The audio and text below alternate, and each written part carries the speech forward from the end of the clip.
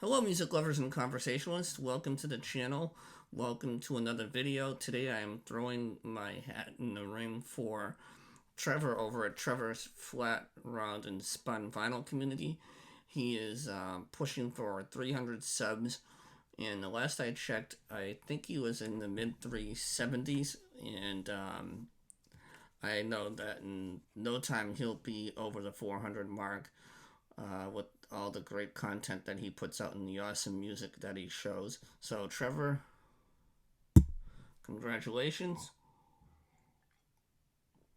And let's look at the questions that he has for us. And the first one is subscribe to the channel, which I did. Second is show the first bought or gifted or oldest record that still has meaning to you. Well, this first one is from one of my top two favorite bands, or top three. And I had this on cassette.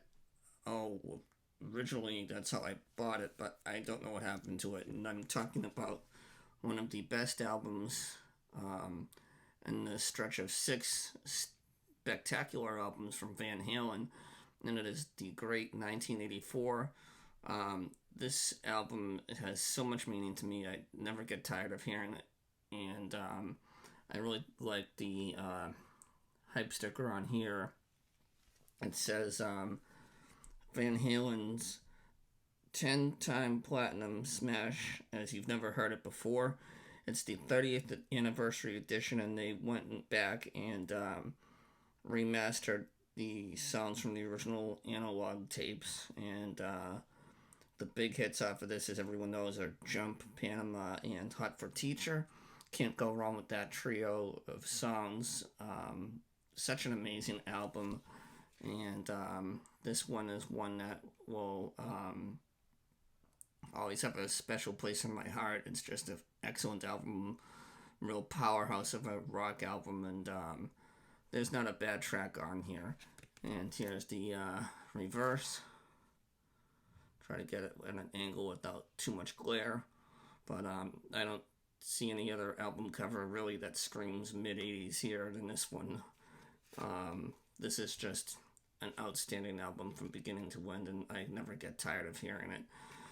The next question that Trevor wants us to answer is, or topic I should say that he wants us to answer is, show the single most recent purchase in your collection.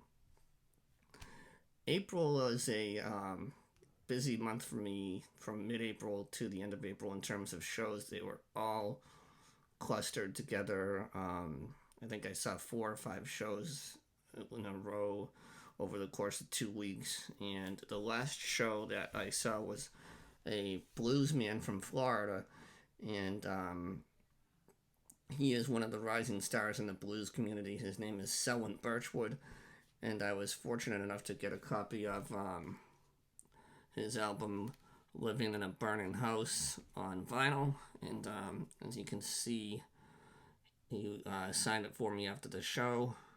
And this show was an amazing show. He has a lot of cool sounds in his albums and his live music.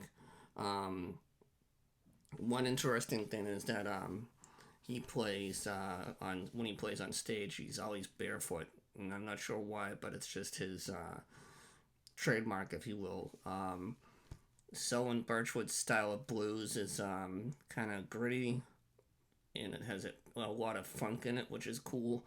And he's got a really deep, gravelly voice, and really an awesome stage presence. He tips his hat to the old tunes as well in the blues world, and really you can tell he has a lot of respect for the classics, and I think he's going to be a force to be reckoned with for a long time. And again, this is Selwyn Birchwood's Living in a Burning House. He has a new album coming out next month, I believe, and it's called Exorcism, and he played the title track to that. And if the rest of the songs on that particular new release sounds as good as the title track, then our ears are in for a treat. The next topic that Trevor has for us is show an album that never lets you down. Well, as you just saw, and for those of you who've been watching my channel for a while, know that I am a big fan of the blues and a big proponent of the blues, and try to do my part in spreading the word on new blues artists, and also do what I can to keep the blues going and introduce it as much as I can in my collection to everybody. But another band, as I mentioned earlier with the Van Halen album, the Van Halen and the next band, The Who, are my top two favorite bands of all time. And my favorite album from them is none other than Quadrophenia. And this is, I think, their most dynamic, their most impressive collection of music that's ever been put together by them in the original format, the original lineup, I should say. From the opening sounds of the waves crashing on the beach, and then the whole album is just, I think it's the best rock opera they ever did. I like Tommy a lot, but something about Quadrophenia always strikes a chord with me.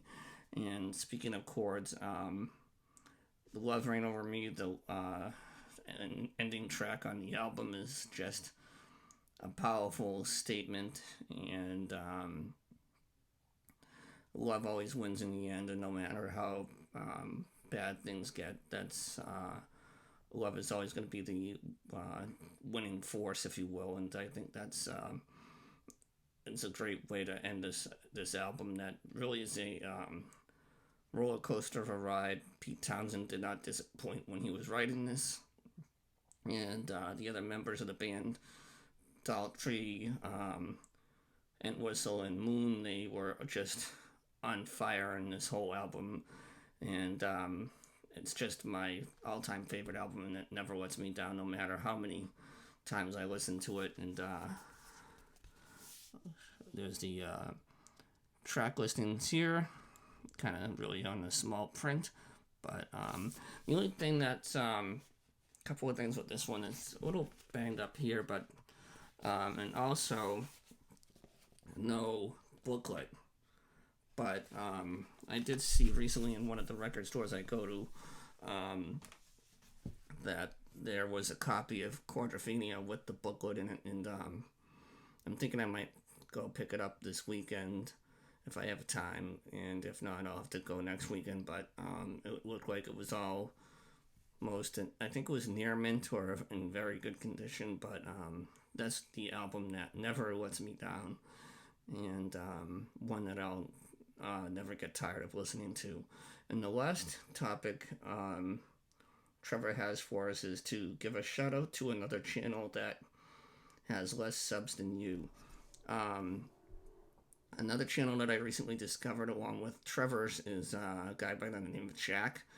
He is a CD collector, and his channel is called Jack's CD Cave. And when you're watching his videos, he shows a lot of cool artists, from Lionel Richie to the Rolling Stones, and he just has a wall-to-wall, like walls covered of CDs, and you can tell that he's a diehard collector.